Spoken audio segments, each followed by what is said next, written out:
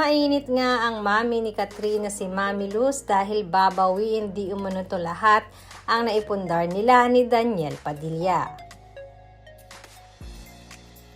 Sadyang hindi naman maitatanggi kung gaano naging kasikat at hindi na rin mabilang pa sa mga kamay ang mga movies, teleseries at mga commercials na pinagsamahan ni Catherine at Daniel.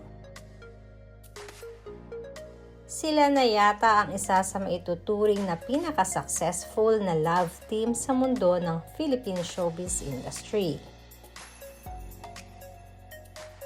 Walang makakapantay at makakakuha ng suporta ang dalawa katulad ng ginagawa at ibinibigay sa kanila ng kanilang mga fans at followers. Kahit pa nga ang mga projects ng dalawa ay magkahiwalay, ay patuloy pa din ang pagsuporta ng mga ito sa kanila. Paramihan at payamanan nga ang naging sitwasyon ng Katniel. Kaya naman ngayon ay inaani na nila ang bunga ng kanilang pinaghirapan. At hindi rin inasahan ng lahat na isa ito sa magiging suliranin ng dalawa ngayon.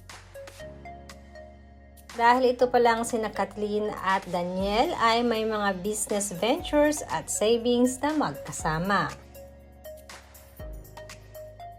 Kaya naman dahil sa mga lumalabas na isyu ngayon ay gumawa na ng hakbang ang mami di umano ni Catherine na si Mami Luz upang isaayos at bawiin ang dapat na di umano ay kay Catherine lamang. Hindi rin naman magpapatalo si Carla Estrada at naglabas din ito ng hinaing sa pamamagitan ng social media. Umani nga ito ng samot-saring reaksyon sa mga netizens, subalit dead lamang ito kay Queen Mother.